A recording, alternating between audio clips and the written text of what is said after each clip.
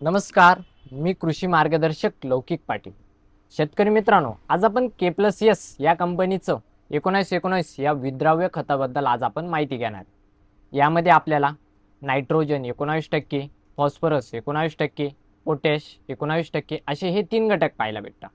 तसंच याची मोड of action काय, याची कार्यपद्धत काय, त्याविषयी आज आपण थोडक्यात माहिती जाणून घेणार आहे. तर आपला जो पहिला घटक आहे नायट्रोजन. नायट्रोजन हे काय काम करतं, तर पिकात आपल्याला जी काही ग्रीनरी असते, ग्रीनरी वाढवण्याचं काम हे चांगल्या पद्धतीने करतं.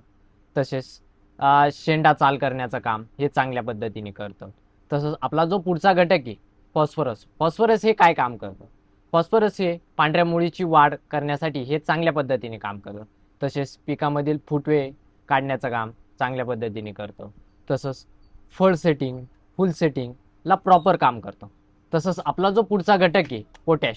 पोटॅश हे काय काम करतं, तर फळाची साईज करण्यासाठी काम करतं. तसंच पिकात रोगप्रतिकारशक्ती वाढवण्याचं देखील हे चांगल्या पद्धतीने काम करतं.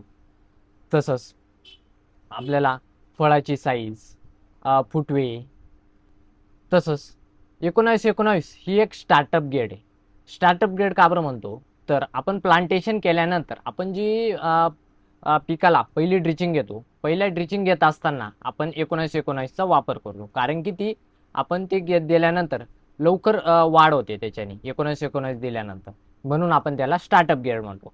तसंच आपल्याला याचे बुरशीजन्य रोगांवर आपल्याला दीर्घकाळापर्यंत नियंत्रण देखील हे चांगल्या पद्धतीने पाहण्यास मिळतं हे सोडल्यानंतर. तसंच पिकातील फुटवे आपल्याला चांगल्या पद्धतीने पाहायला भेटतात. तर याच्या प्रमाणाविषयी बोलायला गेलं तर 200 लिटर पाण्यासाठी 500 ग्रॅम असं याचं प्रमाण आहे स्प्रेइंगसाठी. तसंच ड्रिपनं द्यायचं ठरलं तर एकरी 4 ते 5 किलो असं याचं प्रमाण आहे. तसंच याचा वापर आपण प्रामुख्याने भाजीपाला पिके असतील, फळ पिके असतील, वेलवर्गीय पिके असतील इत्यादी पिकांवर आपण याचा वापर करू शकतो. धन्यवाद मित्रांनो.